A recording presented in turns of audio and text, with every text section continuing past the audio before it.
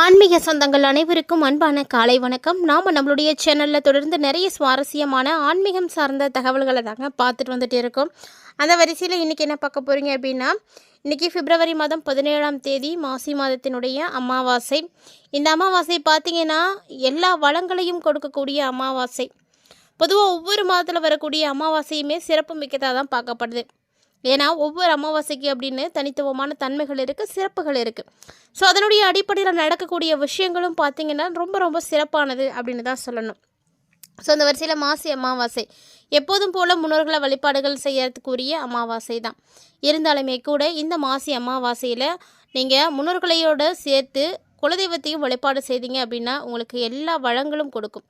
ஏன்னா மாசி மாதத்தை மகத்துவம் நிறைந்த மாதம் அப்படின்னு சொல்லுவாங்க. நம்ம சந்தோஷமாக வாழ்கிறதுக்கான வழிகள் எல்லாம் ஏற்படும்.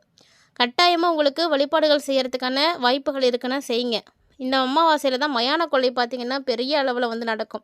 அதுலேயும் நீங்கள் கலந்துக்கோங்க. பொதுவாக மாசி மாதத்தில் வரக்கூடிய அமாவாசையை குளம் செழிக்க வழிபாடு செய்யக்கூடிய அமாவாசை அப்படின்னு சொல்லுவாங்க. மாதம் மாதம் அமாவாசை வென்றாலுமே கூட ஒரு சிறந்த அமாவாசை அப்படின்னு சொல்லும் பொழுது ஒவ்வொரு மாத அமாவாசையுமே சிறப்பானது தான்.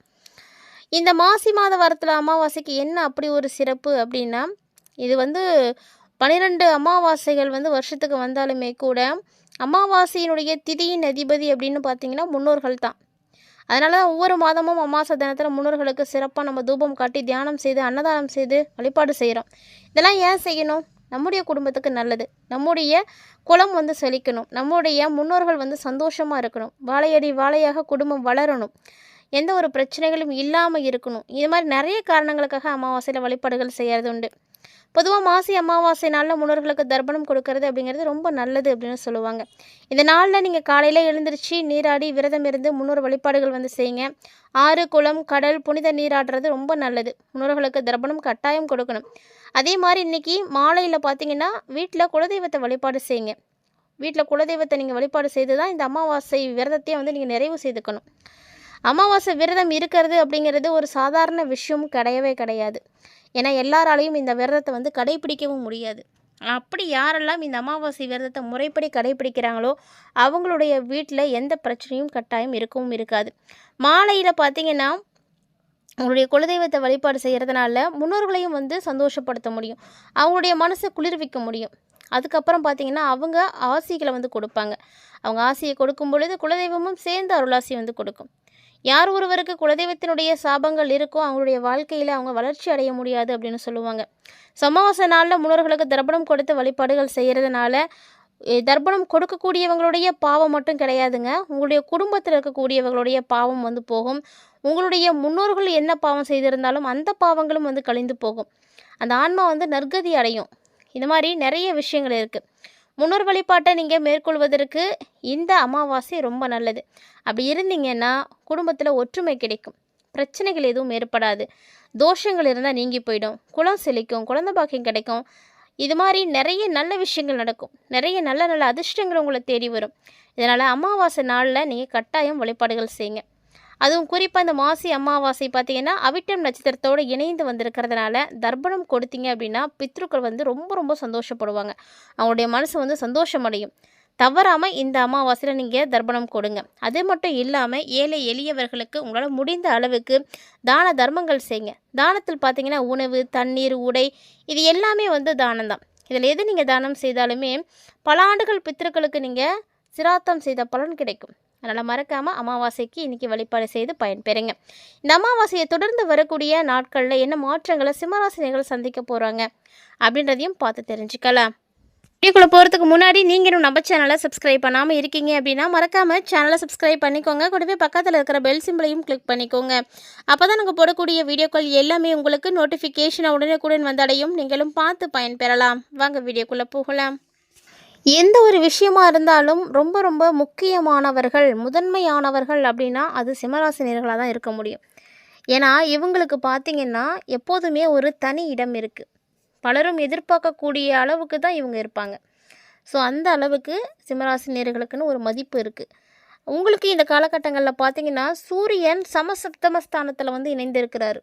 எப்படின்னா ராகுவோட சேர்ந்து வேறு இருக்கிறாரு. ஸோ ராகுவோடு இணைந்து இருக்கும் பொழுது உங்களுக்கு என்ன மாதிரியான விஷயங்கள் நடக்கும்னா, கிரகண தோஷங்கள் ஏற்படுறதுக்கான வாய்ப்புகள் இருக்குது. அதனால் இந்த காலகட்டங்களில் அதுவும் அமாவாசைக்குள்ள பார்த்தீங்கன்னா கிரகணம் ஏற்படுது. ஸோ கொஞ்சம் கவனமாகவே நீங்கள் இருந்துக்கோங்க. இதனால் இந்த காலகட்டங்களில் பார்த்தீங்கன்னா உங்களுக்கு ரொம்ப நல்ல விஷயங்கள்லாம் எதுவும் நடக்கும் அப்படின்லாம் சொல்லவே முடியாது. சுமாராக இருக்கும். நீங்கள் அதனால் எதையும் எதிர்பார்க்காதீங்க. அதே போல் உங்களுடைய செயல்பாடுகள் ரொம்ப ரொம்ப கவனமாக இருக்கணும். நம்ம என்ன செய்கிறோம் அப்படிங்கிறது ரொம்ப முக்கியம்.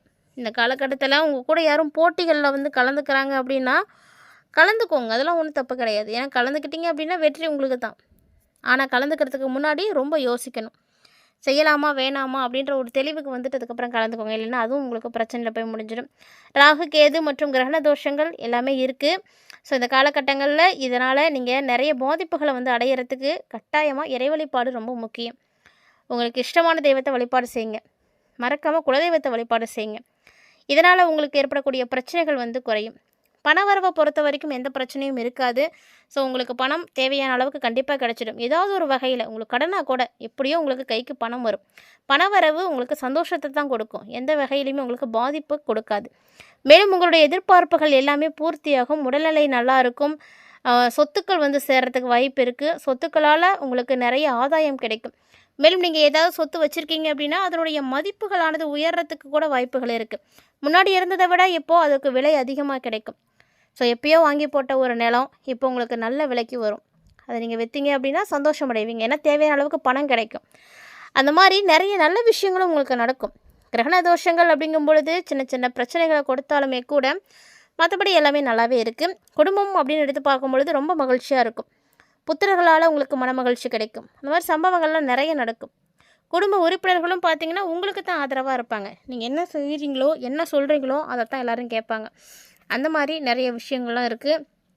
வம்பு வழக்குகள் எல்லாமே வந்து சாதகமாக தான் மாறும். அதனால் இந்த காலகட்டங்களில் பிரச்சனைகள் வந்துடுச்சு அப்படின்னு நீங்கள் கவலைப்படவே தேவையில்லை. பேர் புகழ் அந்தஸ்து இப்படி எல்லாமே கிடைக்கும். சொல்லப்போனால் கௌரவ பதவிகள் உங்களுக்கு வந்து கிடைக்கும்.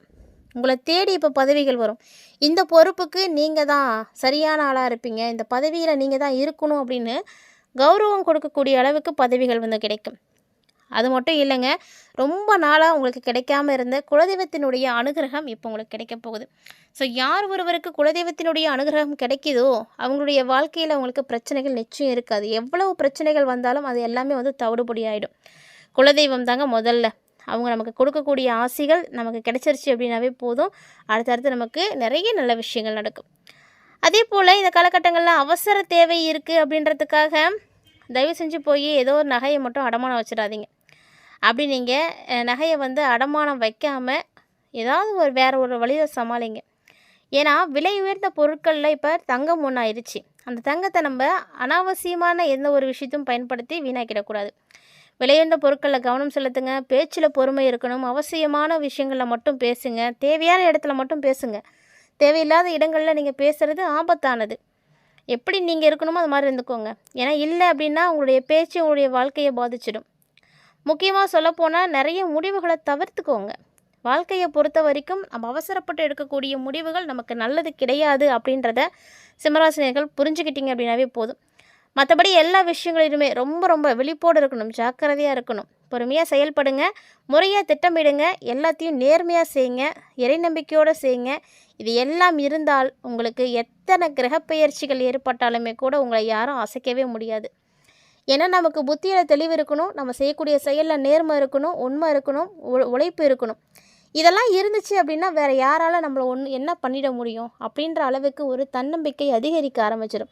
பொதுவாகவே சிம்மராசிக்காரங்க தன்னம்பிக்கை உடையவங்க தான். இப்போ பார்த்தீங்கன்னா உங்களுக்கு இந்த விஷயங்கள் எல்லாமே சரியாக இருக்குது அப்படின்னா நீங்களும் நல்ல நிலைக்கு வரலாம். அதனால் நம்பிக்கையோடு வந்து செயல்படுங்க, நல்லதே நடக்கும். மேலும் இந்த காலகட்டங்களில் உங்களுக்கு ஒரு சில கிரகங்கள் வந்து சாதகமாக இல்லை அப்படின்றது எல்லாத்துக்கும் தெரியுது. இந்த விஷயத்துக்கு பார்த்தீங்கன்னா தேவையில்லாத விஷயங்கள் ஒரு வேளை நடக்குது அப்படின்னா அதுக்காக நீங்கள் ஆர்குமெண்ட் பண்ணாதீங்க. ஏன்னா கோர்ட்டு கேஸு போலீஸ் ஸ்டேஷன் இதெல்லாம் வந்து நீங்கள் போகாமலேயே எப்படி பேசி சமரசம் பண்ணிக்கலாம், பிரச்சனை தீர்த்துக்கலாம் அப்படின்றத மாதிரி யோசிங்க. அதுதான் புத்திசாலித்தனம். அரசுக்கு எதிரான விஷயங்களில் கண்டிப்பாக நீங்கள் செயல்படக்கூடாது. ஏன்னா அப்படி ஒரு வேளை செயல்பட்டிங்கன்னா நிச்சயமாக நீங்கள் அரசுக்காக அபராதம் கட்டுற மாதிரி ஆகிடும். பொதுவாக நீங்கள் நேர்மையான விடைகளை தேர்ந்தெடுத்துட்டீங்க அப்படின்னாவே போதுங்க, உங்களுக்கு எந்த பிரச்சனையும் இருக்காது. புதிய புதிய ஒப்பந்தங்கள் கிடைக்கும். குறிப்பாக சகோதர உறவுகளால் உங்களுக்கு ஒரு சில மனசுக்கு கஷ்டங்கள் உண்டாகும். அவங்கள நினச்சி நீங்கள் ஏதாவது கவலைப்படலாம். ஆனால் அது எல்லாமே கொஞ்சம் நாளைக்கு தான், கவலைப்பட வேண்டாம். வெளியூர் பயணங்கள் உங்களுக்கு இருக்குது. வெளியில் போயிட்டு வந்தீங்க அப்படின்னாலே உங்களுக்கு அலைச்சல் அசதி எல்லாம் வந்துடும். இப்போது இந்த காலகட்டங்களில் ஒவ்வொருத்தருமே உங்களுடைய சுய ஜாதகத்தில் தசா புத்தி என்ன நடக்குது அப்படின்றத பார்த்து அதுக்கேற்ற மாதிரி செயல்படுங்க. ஒரு சிலருக்கு காதல் விஷயங்கள் எல்லாம் நல்லாயிருக்கும். வேறு மொழி கற்றுக்கிறதுல ஆர்வம் கிடைக்கும்.